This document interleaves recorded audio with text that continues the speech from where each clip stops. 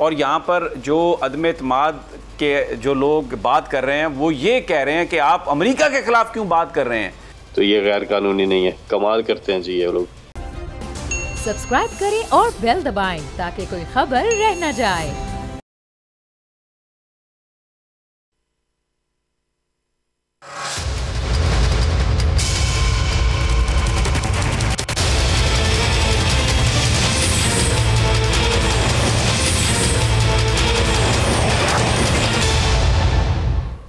अस्सलाम वालेकुम, आप देख रहे हैं प्रोग्राम बस बहुत हो गया। मैं हूं अरबाब जहांगीर और पार्लियामेंट लॉजेस में आज जो कुछ हुआ, जिस तरह का माहौल और मनाजिर देखने में आए, पुलिस और सियासी रहनुमा जिस तरह आमने सामने आए, उसने कुछ 31 अगस्त 2014 की याद ताज़ा कर दी, जब हुक्मरान जमात यानी अभी की हुक्मरान जमात PTI और पाकिस्तान अवामी तहरीक के कारकुनान ने पार्लियामेंट हाउस और वज़ीर आज़म हाउस की जानिब मार्च किया था और इस दौरान शारा दस्तूर पर उनकी पुलिस के साथ झड़प भी हुई थी।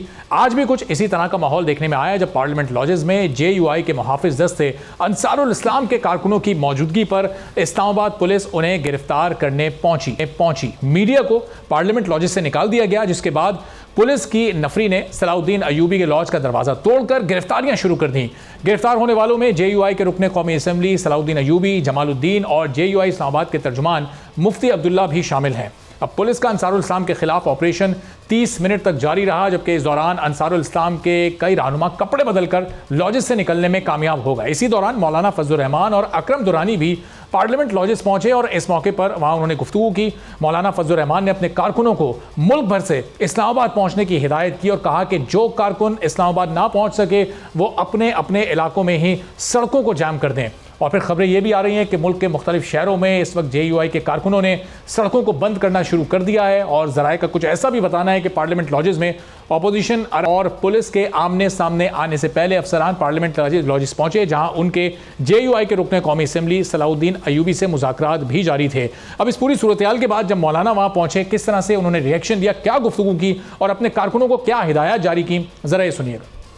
तो मौलाना साहब कह रहे हैं कि साबित हो गया कि हमारे लोगों को अगवा करने का प्लान था, इसीलिए पुलिस यहाँ पर आई है। अंसारुल इस्लाम को तो हमने अपने लोगों की हिफाजत के लिए यहाँ पर भेजा था। पुलिस ने JUI रुकने पार्लियामेंट से उस दौरान ये कहा कि वो इन कारकुनों को थाने लेकर जाएगी और अब आप पारा इन तमाम लोगों को पहुँचा दिया गया है। और अब जो सूरत हाल हुई है कि इसके बाद शेख रशीद ने भी मीडिया से गुफ्तगू की और उन्होंने कहा कि जी हमने किसी MNA को गिरफ्तार नहीं किया है। जिन लोगों को जो MNAs अपने शौक से खुद बैठे हैं वो ज़रूर मौजूद हैं। शेख रशीद ने किस तरह से जवाब दिया, क्या कहा उन्होंने गुफ्तगू करते हुए, और उन्होंने ये भी कहा कि सरकारी गाड़ियों की टायरों से भी हवा निकाल दी गई थी। उनकी भी गुफ्तगू सुनिए जरा। अब मौलाना फजलुर रहमान इस वक्त हुकूमत के खिलाफ एक तरह से समझे जंग का ऐलान कर चुके हैं, लेकिन पाकिस्तान पहले ही कई महाजों पर जंग लड़ रहा है। पार्लियामेंट लॉजेस में जब सियासी रहनुमा और पुलिस के दरमियान ये सब एक्शन चल रहा था, उस वक्त DG ISPR ने एक बड़ी अहम प्रेस कॉन्फ्रेंस की और बताया कि किस तरह अफवाज पाकिस्तान ने अपनी हुदूद की खिलाफ वर्जी करने वाले भारत को एक बार फिर मुंह तोड़ जवाब दिया है। साथ ही DG ISPR ने ये वाज़ेह कर दिया कि फौज का सियासत से कोई लेना देना नहीं है, फौज को सियासत में ना घसीटा जाए। क्या कहा उन्होंने इस प्रेस कॉन्फ्रेंस में, जरा ये भी सुनिए, फिर गुफ्तगू का आगाज़ करते हैं। पार्लियामेंट लॉजेस में जो कुछ हुआ ज़ाहिर है वो बड़ा अहम मामला है। उसकी तरफ जाने से पहले चूँकि आज ये जो प्रेस कॉन्फ्रेंस DG साहब ने की और कल के वाक़े को इन्होंने कोट किया कि कल जो खिलाफ वर्जी हुई है, ज़रा इस पर अपने मेहमानों से थोड़ी सी बातचीत शुरू करते हैं। सिद्दीक साजिद साहब जो इस प्रेस कॉन्फ्रेंस को कवर भी करते हैं, नुमाइंदे खुसूसी बोल न्यूज़ के हमारे साथ मौजूद हैं, सीनियर रिपोर्टर हैं। ब्रिगेडियर रिटायर्ड फारूक हमीद साहब सीनियर तज्जियाकार हमारे साथ इस वक्त मौजूद हैं। तो सिद्दीक साहब, आप इस प्रेस कॉन्फ्रेंस में मौजूद थे। ये जिस से मुताल्लिक बात हो रही थी, जिस तरह ये सरहदी खिलाफ वर्जी की गई है, ये किस शय से मुताल्लिक क्लियरिफिकेशन हुई है? कोई मिसाइल था या ये कोई किस तरह की शय थी और इसने क्या क्या नुकसान पहुंचाया? DG साहब ने क्या वजाहत की इसकी? जी बिल्कुल, ये मियां चन्नू के करीब कोई उन्होंने बताया कि कल शाम को 6:43 पर ये इंडियन प्रोजेक्टाइल फाइल है और बाद में पता चला ये सुपरसोनिक मिसाइल था। अच्छा। और उन्होंने कहा तो उन्होंने कहा कि ये जो है ये उस मियां चन्नू के इलाके में ये गिरा है और पता चल गया था। उन्होंने कहा कि टोटल जो इसका दुरानिया था वो जिस इंडियन इलाके से ये वहाँ से इसने अपनी उड़ान भरी है और उसके बाद ये कोई 3 मिनट से ज़्यादा पाकिस्तान की हदूद में रहा, तो पाकिस्तान जो एयरफोर्स है उसने इसको डिटेक्ट कर लिया था और उन्होंने कहा कि इसकी जो पाकिस्तान की खुदाई हदूद की खिलाफ वर्जी हुई और उसके बाद उन्होंने कहा कि फॉरेन ऑफिस को तमाम तर तफसीलात दे दी गई है। अब इंडिया से भी इसकी जो वजाहत है वो मांगी गई है। डीजी जो दोनों हमारे जो डीजी ऑपरेशंस हैं उनके दरमियान उन्होंने कहा कि रास्ता तो नहीं हुआ, लेकिन पाकिस्तान ने शदीद प्रोटेस्ट किया है। अब फॉरेन ऑफिस इस मामले को आगे जो है वो बढ़ाएगा, क्योंकि ये एक बड़ी खतरनाक बात थी। क्योंकि इस मौका पर जो एयर वाइस मार्शल थे तारिक ज़िया, उन्होंने जो एक बात बताई है वो बड़ी इंपॉर्टेंट है कि उन्होंने कहा कि ये मिसाइल जो है ये पाकिस्तानी हदूद में जब ये चल रहा था, आ रहा था, तो उस वक्त एक इंटरनेशनल और 3 डोमेस्टिक जो फ्लाइट्स हैं वो उसी रूट से जो है वो जा रही थी। अच्छा। और जी और उनका फासला इस मिसाइल से तकरीबन कोई 60 से 78 किलोमीटर ही था। अच्छा। तो अगर ये उसको लग जाता या उनको ये टारगेट कर लेता तो ये बहुत बड़ा एक इंसानी अलमिया भी हो सकता है, क्योंकि उसमें उन्होंने कहा कि सऊदी एयर, कतर एयर्स, इसके अलावा इस्लामाबाद, कराची, लाहौर की जो परवाजें थी वो भी चल रही थी। तो ये इंडिया को इसका जवाब जो है वो अब देना पड़ेगा कि इसके मकासद जो थे वो क्या थे। लेकिन जो सही, तो सिद्दीकी तो बहुत बड़ा इंसानी सानिया हो सकता था अगर इतनी बड़ी तादाद में फ़्लाइट्स भी उसके आसपास मौजूद थी। समी इब्राहिम साहब सीनियर तज्ज़ियाकार भी हमें ज्वाइन कर चुके हैं। तो फारूक हमीद साहब, ये क्या प्लानिंग इस तरह की कार्रवाइयाँ की जाती हैं? क्या उन फ्लाइट्स को निशाना भारत बनाना चाहता था इस सुपरसोनिक मिसाइल के जरिए? अब बिस्मिल्लाह, बहुत शुक्रिया। आप देखिए, पहली बात तो ये समझनी है कि ये जो सुपरसोनिक मिसाइल था इसका वॉरहेड नहीं था। अच्छा। और 3 दिन के पाकिस्तान की एयर स्पेस में रहा। तो बुनियादी बात तो ये कि latent violation of international law, और ये पिछले चंद दिनों में आप देखेंगे दूसरा बड़ा प्रोवोकेशन है इंडियन साइड से कि चंद दिन पहले आपको मालूम है उनकी एक सबमरीन आई थी जिसको हमारे जो एंटी सबमरीन यूनिट है हमारे पाकिस्तान नेवी की, उन्होंने उसको डिटेक्ट किया और फिर उसको वापस जाने पर मजबूर किया। तो आप देखें कि वो हमारे टेरिटोरियल वाटर्स में वो हुई, और उसके बाद अब ये हमारी एयर स्पेस में ये उनका एक मिसाइल जो आया विदाउट न्यूक्लियर वॉरहेड, मकसद विदाउट वॉरहेड। देखिए, इसका मकसद ये नहीं था, मैं नहीं समझता हूँ कि कोई वो कमर्शियल एयरलाइनर्स को टारगेट करे थे। हाँ, खर्चा होता है कि एट द सेम हाइट कि वो भी तकरीबन 40,000 फीट के ऊपर ये अपना मिसाइल था, और जो बाकी एयर ट्रैफिक के कमर्शियल ट्रैफिक वो भी बिटवीन 35 और 40,000 फीट पे होती है। सही। तो नॉट दैट दे। और फारूक हमीद साहब, ये अब आपने कहा कि ज़ाहिर है भारत को इसका जवाब देना पड़ेगा, तो वो क्या किसी प्लेटफॉर्म पर देना पड़ेगा? वो कोई इंटरनेशनल प्लेटफॉर्म होगा या फिर ये बायलैटरल डायलॉग्स की सूरत में देना पड़ेगा? कहाँ भारत जवाब देगा इस पर? देखिए, इस पे तो यही है जो डिप्लोमेटिक तरीका है कि there will be a very strong protest by the foreign office, and maybe कल सुबह उन्होंने कि उनके इंडियन हाई कमिश्नर है, he been called to the summit to the foreign office, और एक पूरा पाकिस्तान का फॉर्मल प्रोटेस्ट होगा और कहा जाएगा कि इंडिया जो है वो बताए कि ये क्या वो गलती से उन्होंने किया है या उनकी कोई टेस्ट लॉन्च थी, ये कैसे और जो रूट बताया गया एवीएम तारिक ने, पीएफ के जो स्पोक्समैन है, और कि कैसे वो लग तो ये रहा था कि बिल्कुल ये प्लान तरीके से ये आया पाकिस्तान में। तो मैं तो ये समझता हूँ कि ये हमारी एयर डिफेंसेस को कुछ चेक करना, उनके अलर्ट लेवल को चेक करना कि how do we respond in such a situation. और इसी तरह जो उनकी नेवल शिप सबमरीन आई थी, उसका भी मकसद ये था कि हमारे जो इस तरह के जो कोस्टल डिफेंसेस हैं, मैरीटाइम डिफेंसेस हैं, उनकी अलर्टनेस को चेक किया जाए। और मैं कहता दोनों में अल्हम्दुलिल्लाह बाय द ग्रेस ऑफ अल्लाह हम कामयाब हुए और दोनों में उनको शिकस्त हुई है। लेकिन इंपॉर्टेंट बात मैं ये कहना चाहता हूँ कि देखिए, इस वक्त साउथ इंडिया में बॉर्डरिंग आवर स्ट्रेंथ, हमारा सदर्न पाकिस्तान, काफी अर्से से हम सुन रहे हैं उनकी एक्सरसाइजेज जो है वो भी चल रही है, ग्राउंड एक्सरसाइज, एयर एक्सरसाइजेज। तो आप माहौल देखें कि वो क्या माहौल बनाने की कोशिश कर रहे हैं, फिर दहशतगर्दी। सही। और फारूक साहब, ज़ाहिर है इस माहौल को हम बेनकाब दुनिया के सामने करते रहेंगे। पॉइंट आपका आ गया, मैं आपकी तरफ वापस भी आऊँगा। समी इब्राहिम साहब, जरा इस पर आप भी अपना कमेंट कर दें। फिर लॉजेस वाला मामला बहुत बड़ा और वो भी बहुत इंपॉर्टेंट है, लेकिन ये भारत की पैदर पे कार्रवाइयाँ, पहले सबमरीन को डिटेक्ट किया पाकिस्तान ने, अब जनाब ये जो सुपरसोनिक मिसाइल था ये बगैर वॉरहेड के आया, 3 मिनट तक ये यहाँ पर मौजूद रहा। तो ये इन कार्रवाइयों से कैसे रोका जा सकता है भारत को? देखिए, ये दोनों जो कार्रवाइयाँ हैं ना, जो पार्लियामेंट हाउस ये या पार्लियामेंट लॉजेस में जो हुआ और जो पाकिस्तान के बॉर्डर्स पर हो रहा है या पाकिस्तान की फ़ज़ाई हदूद में हो रहा है, ये इसका बड़ा गहरा ताल्लुक है आपस में। अच्छा। पाकिस्तान के अंदर इंस्टेबिलिटी की कोशिश की जा रही है, और यहाँ पर जो अदम एतमाद के जो लोग बात कर रहे हैं वो ये कह रहे हैं कि आप अमेरिका के ख़िलाफ़ क्यों बात कर रहे हैं, आप यूरोपियन यूनियन के ख़िलाफ़ क्यों बात कर रहे हैं, आप खारजा पॉलिसी में आप ये क्यों कह रहे हैं कि जी एब्सोल्युटली नॉट, ये आपने क्यों कह दिया है? तो दूसरी तरफ जो हमारे बॉर्डर्स हैं वहाँ पर आप ये देखें कि पिछले 1 महीने में 3 हफ्ते में सबसे पहले तो हमें ये पता चला कि उनकी एक सबमरीन आई पाकिस्तान की हदूद में आई, फिर उसके बाद आज जो पता ये चला कि जनाब एक उन्होंने मिसाइल मारा है और ये बड़ा खौफनाक हमला था। लेकिन वो उसकी जो रास्ता उन्होंने बताया वो रास्ता उसने इख्तियार किया जो पाकिस्तान की कमर्शियल एयरलाइनर्स करती हैं, और उस वक्त 3 जो फ्लाइट्स थी वो उसका टाइम था वो जा रही थी, सिर्फ 60 किलोमीटर के डिस्टेंस पर उसको उन्होंने गिराया, जो मियाँ चन्नू के करीब गिराया के। तो बॉर्डर्स पर इंडिया फ्लर्ट कर रहा है पाकिस्तान के साथ, दबाव डालने की कोशिश कर रहा है, पाकिस्तान की जो अफवाज हैं उनको एंगेज करने की कोशिश कर रहा है। इंटरनली वो लोग जो बज़ाहिर अमेरिका और यूरोप और यूरोपियन यूनियन उसके साथ जिनकी पॉलिटिकल अलाइनमेंट है, वो इस हुकूमत को हटाना चाहते हैं। तो मैं क्या कहूँ, सबको समझ आ रही है कि ये क्या है। अब तो आज तो बिल्कुल बिल्ली नहीं बिल्ला थैले से बाहर निकल आया। जो कुछ हुआ है इसका आपस में ये बिल्कुल जुड़ा हुआ है। ये चीज़ें पाकिस्तान में इंस्टेबिलिटी पैदा करने की कोशिश की जा रही है।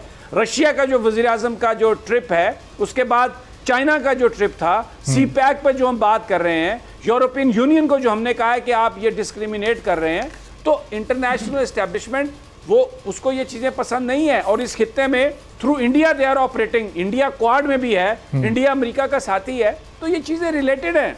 और ये अगर कौम मुत्तहिद ना हुई और नई लोगों ने पहचाना तो आने वाले दिनों में आई सस्पेक्ट, आई फियर कि ज़्यादा इस तरह की वाक़यात होंगे।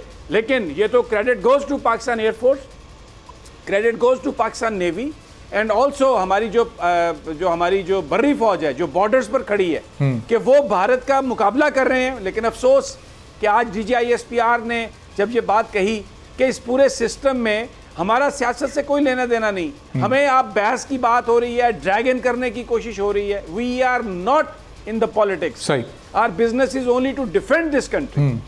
सही। तो अब समीर साहब, ये जो आज पार्लियामेंट लॉजेस में ये पूरा एक्शन ड्रामा हुआ है, ये अब इसका हुकूमत को आप समझते हैं कि कुछ नुकसान हो सकता है? जो पुलिस एक्शन हुआ, ज़ाहिर है अंसारुल इस्लाम के लोग वहाँ पर मौजूद थे, पुलिस वहाँ पर पहुँची। अच्छा समीर साहब, मैं आपकी तरफ आता हूँ। राशिद सुमरो साहब JUI के सीनियर रहनुमा भी हमारे साथ मौजूद हैं। ये कितने लोगों को अरेस्ट किया गया है, कितने लोग आज आपके ज़ख्मी हुए हैं? अंसारुल इस्लाम वहाँ पर पार्लियामेंट लॉजेस के अंदर क्यों मौजूद थी सर? देखें जी, मैं सबसे पहले तो आपका शुक्रिया अदा करता हूँ। सबसे पहली बात यह है कि हमें जो खदशा था वही हुआ। इमरान खान की 2 तकरीरों ने हमें बता दिया था कि ये घबरा चुका है और ये घबराया हुआ है और ये कोई इकदाम करेगा हमारे MNAs को अगवा करने का। जमीयत उलमा इस्लाम की ज़िली तंजीम अंसारुल इस्लाम के रज़ाकार इस्लामाबाद गए और बगैर हथियार के, बगैर डंडे के, बगैर पत्थर के गए और हमारे MNAs को कहा गया कि आप अपने अपने घरों में जो लॉजेस में उनको दिए गए हैं, अपने कमरों में अपने साथ 2-2 रज़ाकार, 3-3 रज़ाकार रखेंगे ताकि कोई आपको अगवा न कर सके। अगर अगवा करे तो आपके साथ चंद अफराद मौजूद हों जो आपकी हिफाजत कर सकें। अच्छा। MNAs अपने साथ अपने रज़ाकारों को अंदर लेकर गए हैं जो हथियार के बगैर थे, जिन्होंने पार्लियामेंट लॉजेस का कंट्रोल नहीं संभाला, न चौकियां संभाली, न पार्लियामेंट लॉजेस की गलियां संभाली, न बिल्डिंग को कंट्रोल किया। लॉजेस के कमरे के अंदर MNAs के साथ बैठे रहे और वही हुआ जिसका हमें डर था। IG इस्लामाबाद की सरबराही में धावा बोला गया, हमारे MNAs की पगड़ियां उतारी गई। स्क्रीन पर अगर आप वीडियो दिखा सके, मौलाना जमालुद्दीन की पगड़ी उतारी। राशिद साहब, वो वीडियो चली है, बिल्कुल जिस वक्त वो सब हो रहा था वो वीडियो चल रही थी। लेकिन आप ये बताएं कि MNAs के अगवा होने का आपको डर था। ये MNAs कोई छोटे बच्चे तो नहीं है? इस्लामाबाद जैसे शहर में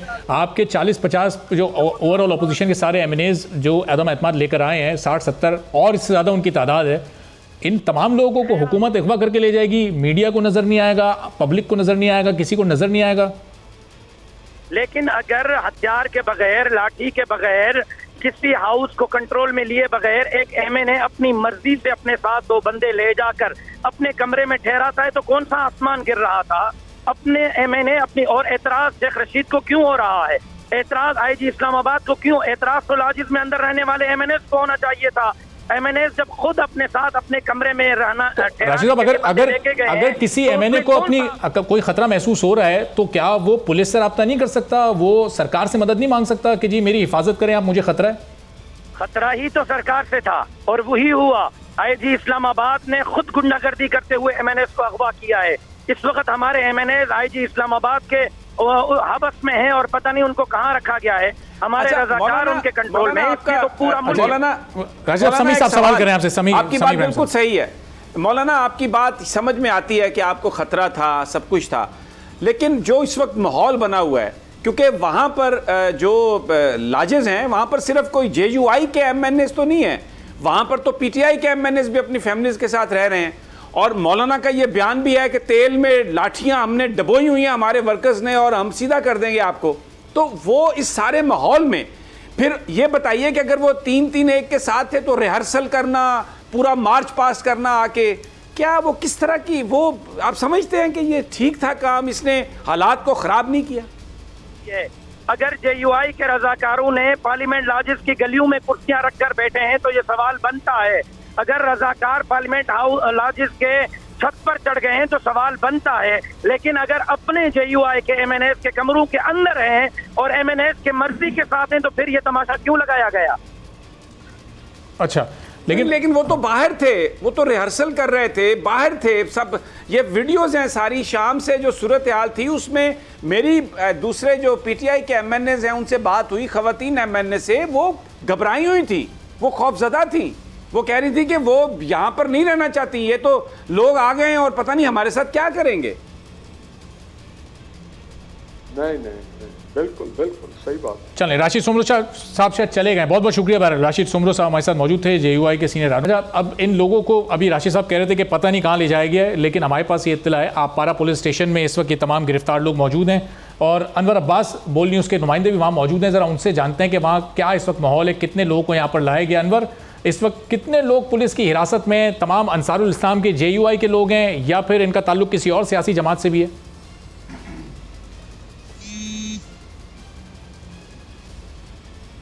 चलें, अनवर अब्बास से भी हम ये इस पूरी सूरत हाल पर जानेंगे। अच्छा समी साहब, ये अभी राशिद साहब जिस तरह गुफ्तगू कर रहे थे कि JUI के MNS के साथ 2-3 लोग मौजूद थे, तो ये पार्लियामेंट लॉजेस के कुछ अगर रूल्स पर आप रोशनी डाल सकें, क्या इस तरह का रूल होता है कि कोई भी अपनी प्राइवेट सिक्योरिटी वहाँ पर कुल वक्ती तौर पर रख सकता है अपने साथ, जब तक चाहे वो उसको कैरी कर सकता है?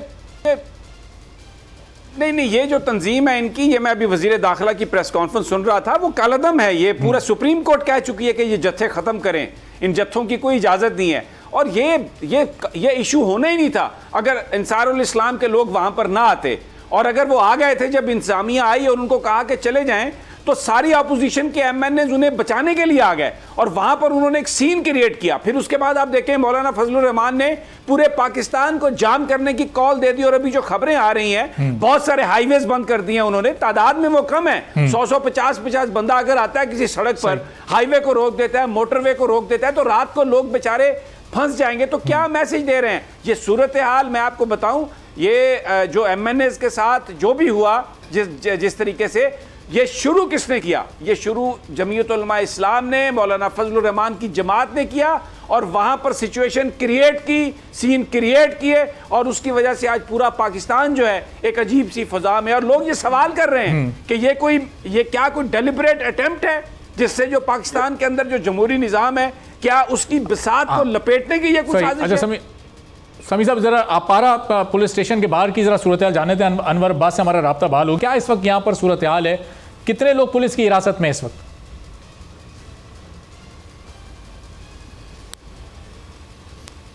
मैं कुछ कहना चाहूँ?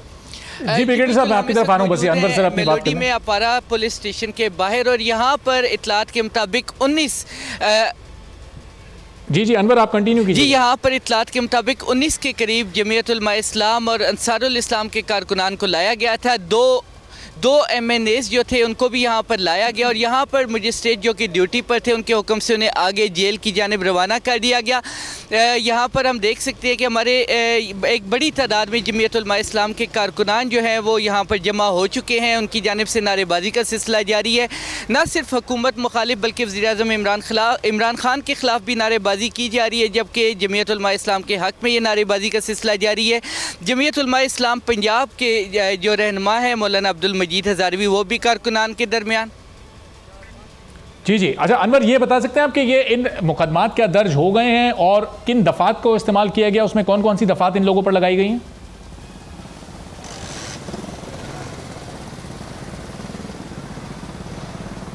जी, अभी तक की इतलात के मुताबिक इब्तदाई तौर पे मुकदमात का इंदराज नहीं किया गया था। हम इनको जेल की जानिब रवाना किया गया है, शायद वहाँ पे जाके मुकदमात का इंदराज किया जाएगा और ज़ाहिरी तौर पर जो हालात और वाक़यात सामने हैं इन पर शरपसंदी, इश्तियाल अंगेज़ी, तोड़ फोड़ के मुकदमात दर्ज किए जा सकते हैं। अच्छा, चलें, ठीक है। अनवर, बहुत बहुत शुक्रिया आपका। आपसे हम वक्तन फ़वक्तन मज़ीद भी डिटेल जानते रहेंगे। जी ब्रिगेडियर साहब, आप कुछ कहना चाह रहे हैं? आप जब बात कर रहे थे आप कुछ कमेंट करना चाह रहे थे।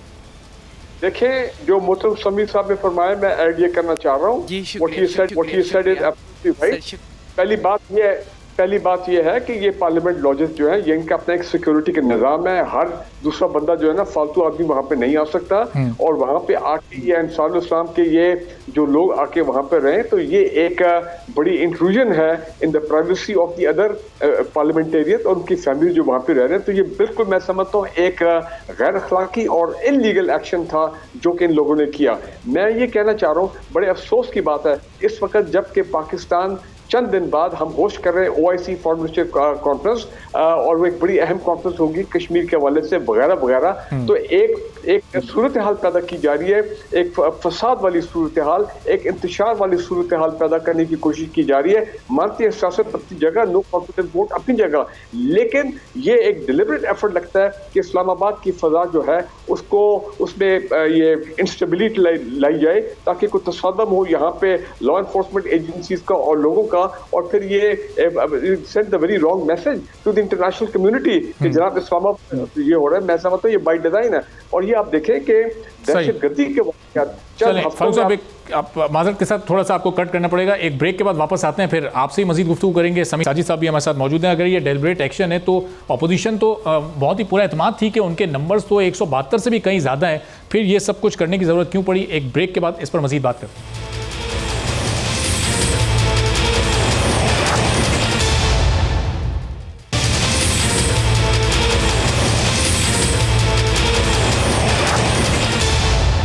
प्रोग्राम में एक बार फिर आपको खुशामदीद कहते हैं। और पार्लियामेंट लॉजेस में जिन लोगों को गिरफ्तार किया गया, थाने उन्हें मुंतकिल किया गया, मजिस्ट्रेट के ऑर्डर से जेल भेजा गया और उसके बाद अब जो पूरे मुल्क से इस वक्त इत्तलात आ रही हैं, हर शहर की हर आम शारा पर इस वक्त मुजाहिरीन आहिस्ता आहिस्ता निकल रहे हैं, सड़कों को ब्लॉक किया जा रहा है। उसमें आप कराची की बात करें, आप ठट्टा की बात करें, लाड़काना, पंजाब साइड पे आप चले जाएं, इस्लामाबाद में चले जाएं, तो तमाम मेहमान इस वक्त हमारे साथ ही मौजूद हैं। ये आने वाले दिनों में होने क्या जा रहा है, हम तो इस मामले को कोई इसका सियासी एंड देख रहे थे कि अदम एतमाद की तहरीक पर अपोजिशन इत्तेहादी एक दूसरे से मुलाकातें कर रहे हैं, कौन किसके साथ जा रहा है, लेकिन एक क्योस की ये सूरत हाल पैदा हो गई है। तो अच्छा, फैसल जावेद साहब पाकिस्तान तहरीक इंसाफ के सीनियर रहनुमा, उनसे भी जानते हैं। फैसल साहब, ये पार्लियामेंट लॉजेस में जो इस वक्त पुलिस ने एक्शन लिया, अच्छा जी फैसल साहब चलें, कुछ देर में हमारे साथ मौजूद होंगे, अभी नहीं है।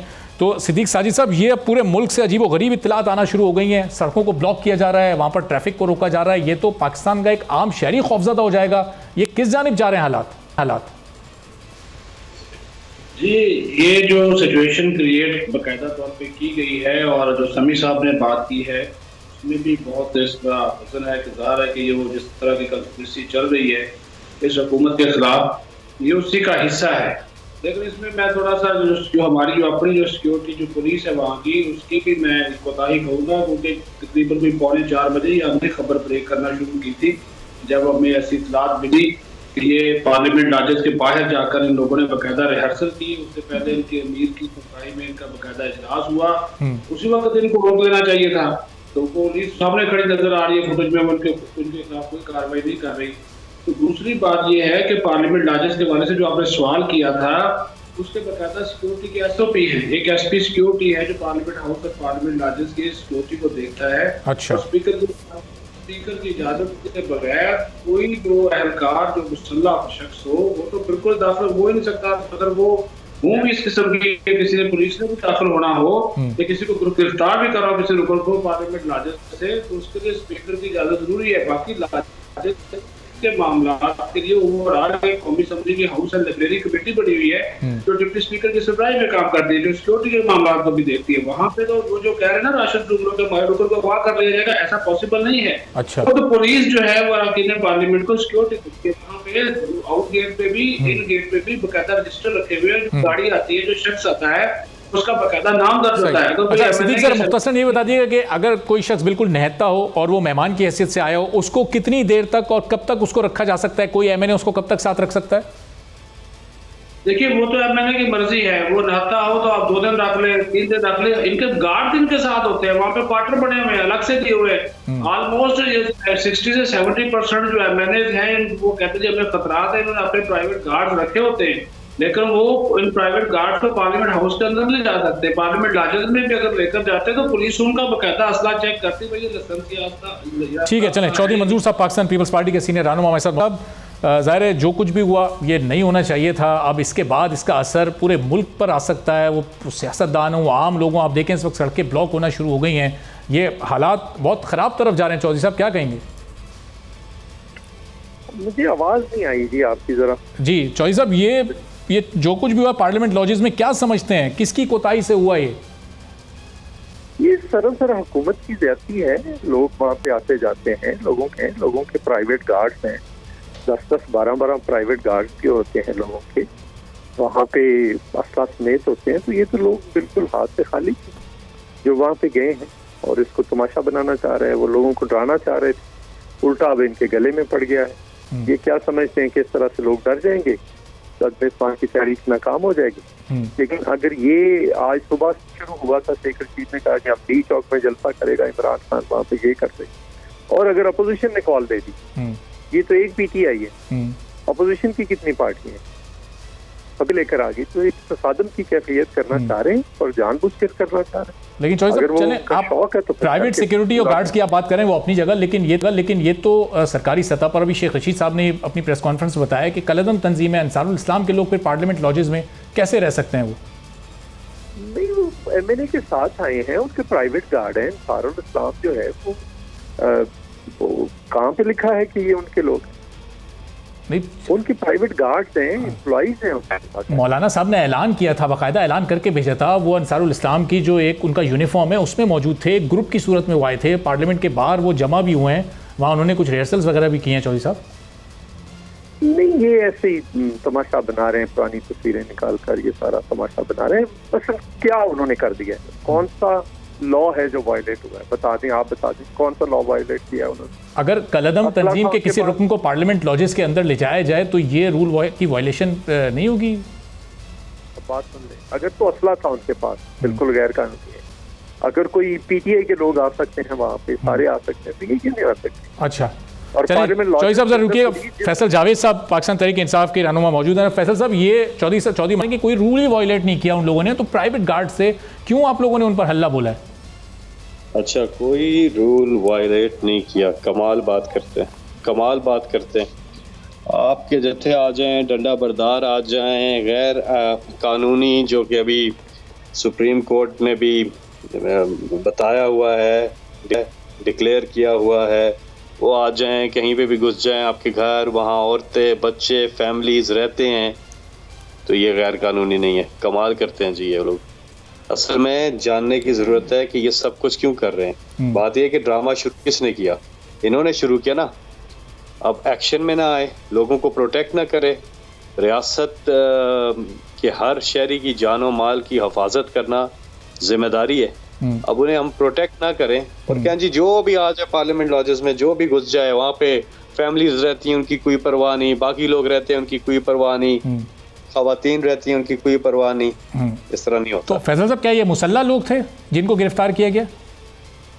देखिए, शेख साहब ने पूरी प्रेस कॉन्फ्रेंस की है और सारी चीज़ें देखी जा रही हैं, लेकिन एक बात मैं यहाँ पे ज़रूर करूँगा, क्योंकि एडमिनिस्ट्रेटिव चीज़ तो मैं इतनी नहीं जानता, लेकिन एक बात ये है कि अपोजिशन ने तो दावा किया था कि वो पार्लिमानी तरीके से हुकूमत को गिराएंगे।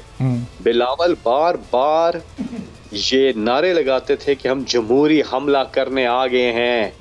तो जमहूरी हमला करो ना भाई, ये क्या कर रहे हैं आप आराम से आए, पार्लियामेंट में अपने बंदे पूरे करें और गवर्नमेंट को घर भेजें। आप वोट ऑफ नो कॉन्फिडेंस जो है उसको विन करें पार्लियामान के अंदर, लेकिन ये पूरी अफरा तफरी फैलाकर, मगर देखे ना कि इनके वोट तो पूरे नहीं हुए और ड्रामे इन्होंने शुरू कर दिए। फैसल साहब, इन्हें अभी राशिद सोमलो साहब कह रहे थे कि उन्हें खौफ था कि आप लोग इनके लोगों को अगवा कर लेंगे, एमएनएस को, इसलिए हिफाजत के नुक्ता नज़र से इन लोगों को प्राइवेट सिक्योरिटी के तौर पर वहाँ भेजा गया था। कमाल बात है। अब कल को इन्हें खौफ हो कि पता नहीं पार्लियामेंट जो है उसको कोई आके पता नहीं क्या कर देगा तो वहां जत्थे भेज देंगे, इन्हें खौफ होगा, ये अपने खौफ पे ही चलते रहेंगे। ये तो गलत बात है ना। हाँ, लेकिन वो जो असले की, हाँ, अगर ये मुसल्ला थे, इनके पास डंडे थे या कोई असला था, तो उसकी डिटेल फैसल साहब सामने आनी चाहिए थी। समी साहब आपसे सवाल करना चाह रहे हैं। जी समी साहब। जी समी साहब, अस्सलाम वालेकुम। फैसल जी सलाम Faisal, thank you for being us. और चौधरी साहब आपका भी बड़ा शुक्रिया। फैसल, ये एक सिचुएशन क्रिएट हो गई है, हमने देखा कि अंसारुल इस्लाम के लोग आए पार्लियामेंट लॉजेस में और फिर उन्होंने रिहर्सल की। अगर वो कमरों में रहते तो किसी को पता भी नहीं चलना था। फिर जब उनको निकालने के लिए पुलिस गई तो अपोजिशन के MNAs पहुंचे। जिस तरह से ये पूरा एक लग रहा है कि सड़कें बंद करने की कोशिश, अब पीपल्स पार्टी भी कह रही है कि हमारे वर्कर्स जो हैं तैयार हो जाएं।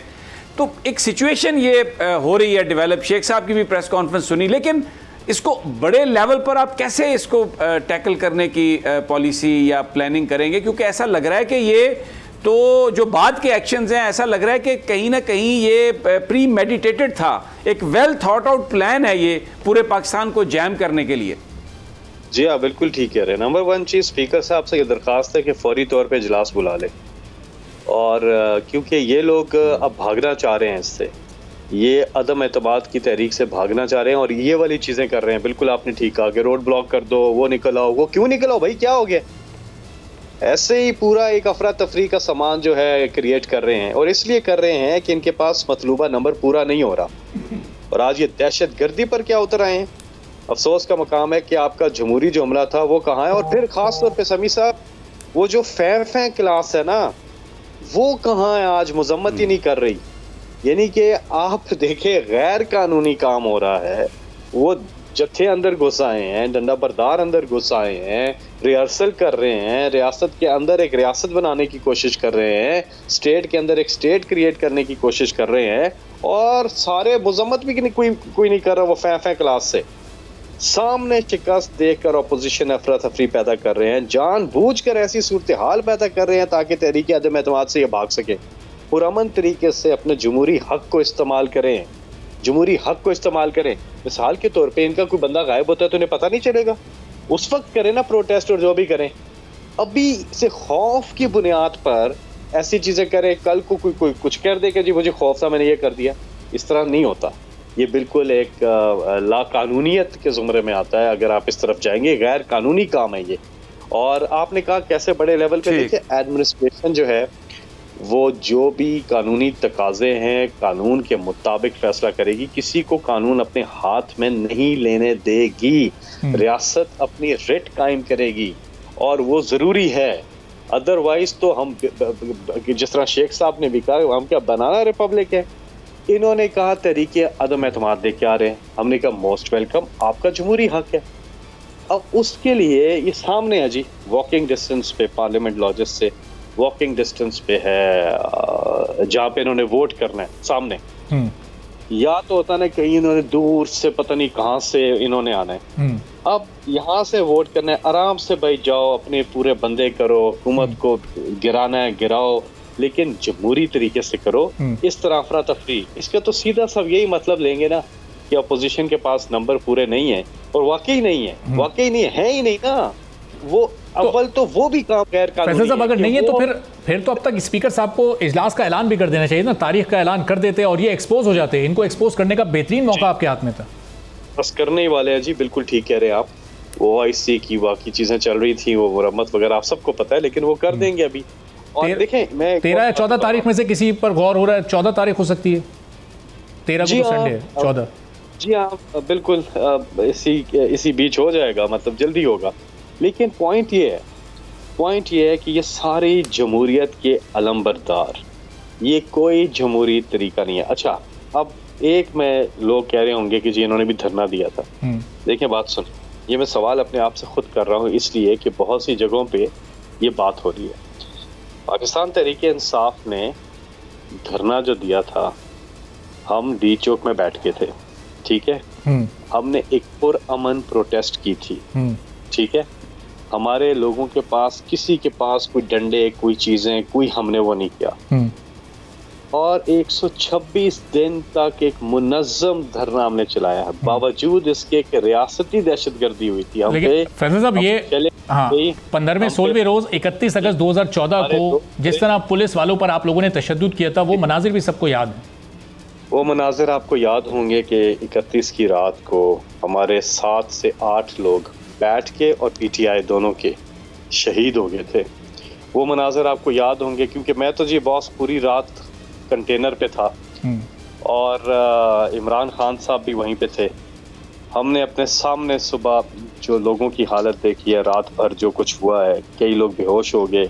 हम खुद आपको यकीन करें कि इतनी इन्होंने ऐसी जहरीली शेलिंग की है कि हमारी तबीयतें कई दिन ख़राब हो गई और बहुत ज़्यादा जुल्म और सितम गुजरा हम पे।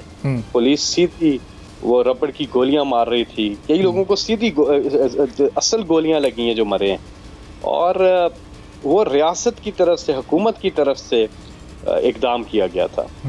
आज जो कुछ हो रहा है, हमने इनको कहीं रोका? अभी मार्च करके गए हैं बिलावल, कहीं हमने इनको रोका? सीधा आए हैं, किसी को फील ही नहीं हुआ। एक तो इसलिए फील नहीं हुआ कि लोग ही नहीं थे, दूसरा इसलिए नहीं कि हमने कहीं पे इन्हें किसी किस्म का कोई रुकावट नहीं खड़ी की। हमने आया किया, चले गए।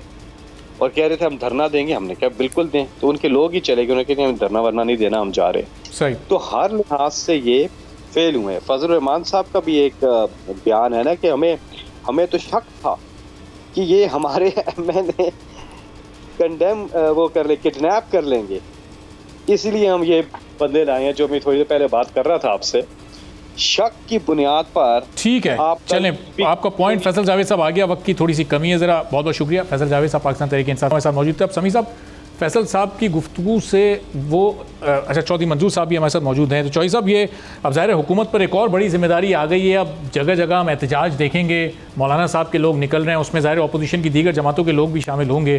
तो ये अब आप सड़कों पर भी हुकूमत को इंगेज कर रहे हैं, पार्लियामेंट का इजलास भी उन्होंने बुलाना है।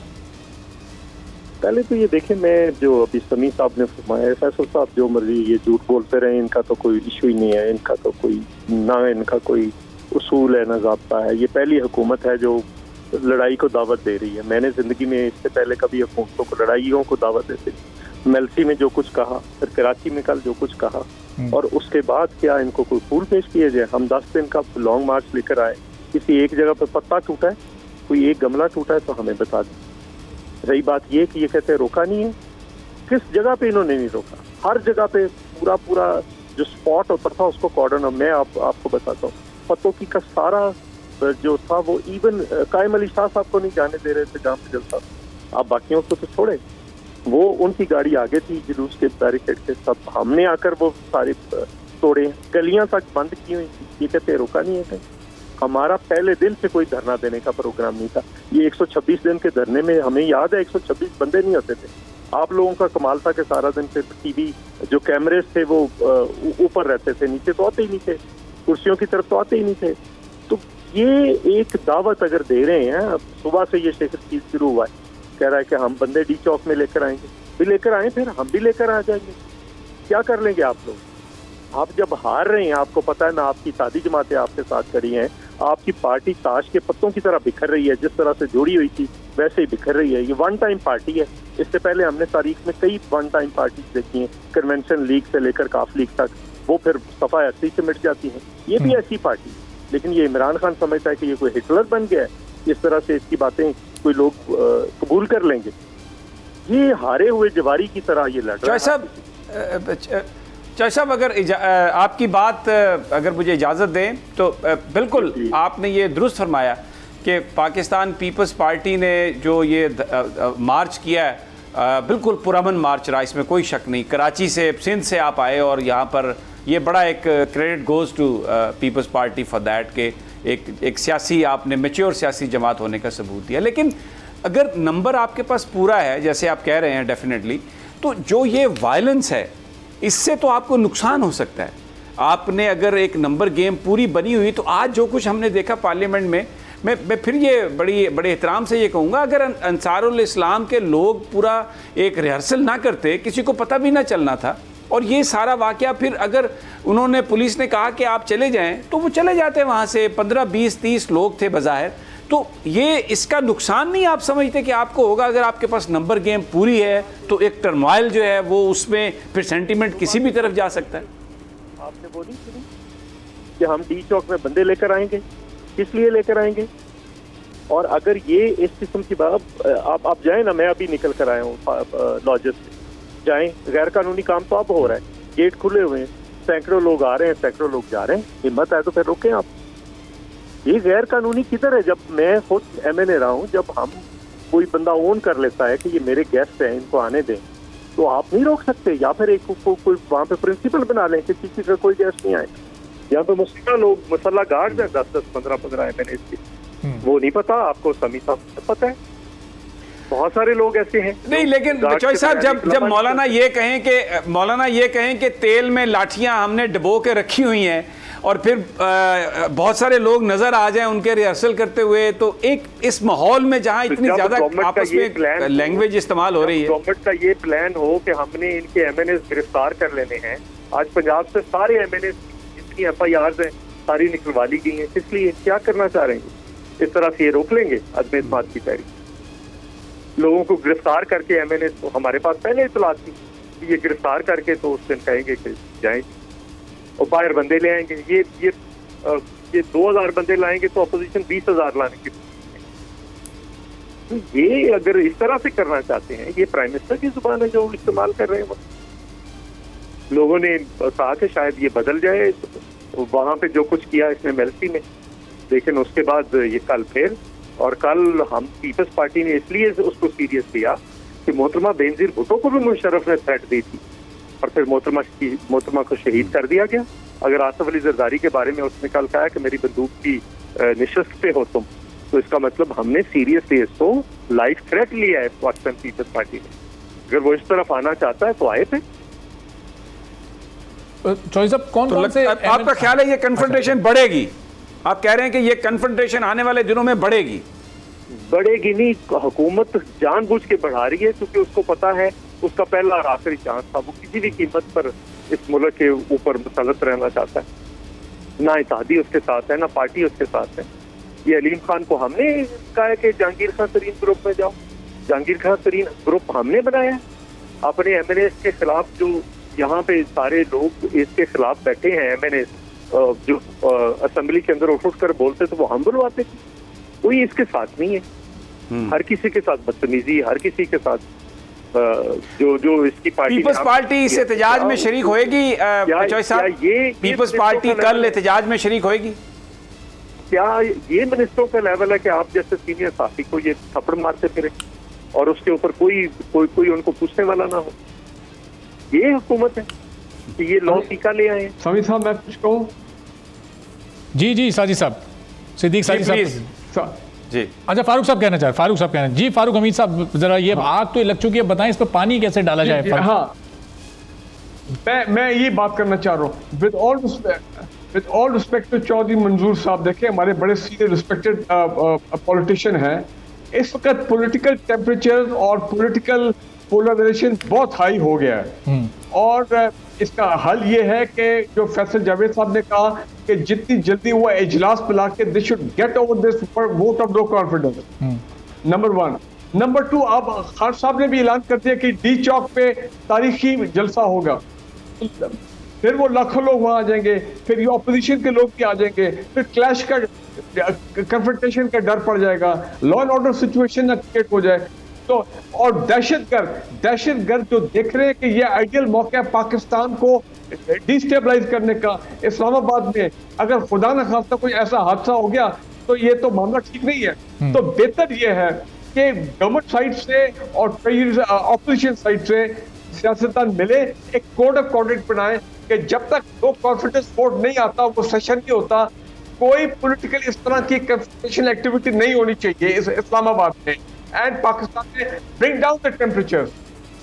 सही। तो समी साहब, अब जाहिर है 1-2 रोज़ में अगर ये ऐलान नहीं होता इजलास का, तो इस दौरान अब ये जो एक एहतजाज की एक लहर चल पड़ेगी, ये तो हर शहर में हर सड़क पर ये एहतजाज करते हमें लोग नजर आएंगे।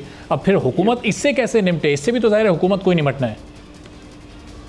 बड़ा ये सीरियस इशू है। मैंने इसीलिए चौधरी साहब से मैं जानना चाह रहा था, क्योंकि पीपल्स पार्टी ने भी अपने कारकुनों को तैयार रहने का हुक्म दे दिया। अगर कल वो इस एहतजाज में शरीक हो जाते हैं और फिर नून लीग भी इसमें आ जाती है, तो ये तो पूरे मुल्क में, जैसे ब्रिगेडियर साहब फरमा रहे हैं, एक लॉ एंड ऑर्डर का सिचुएशन हो जाएगा और लोगों की जिंदगियों को खतरा है, क्योंकि दहशतगर्द तो इंतजार कर रहा है कि लोग कहीं इकट्ठे हों और वो वहां पर जाए और हमला करे और इस मुल्क में इंस्टेबिलिटी क्रिएट करे।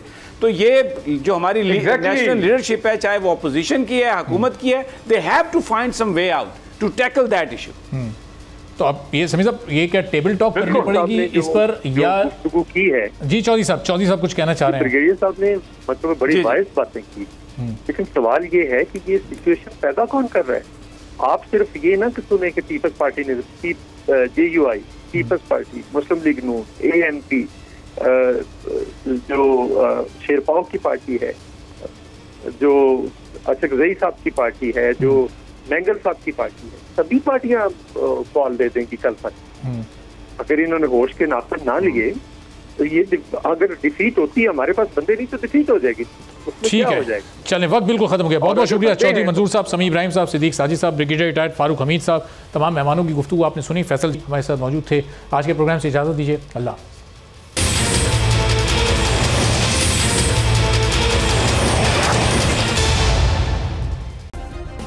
सब्सक्राइब करें और बेल दबाएं ताकि कोई खबर रह न जाए।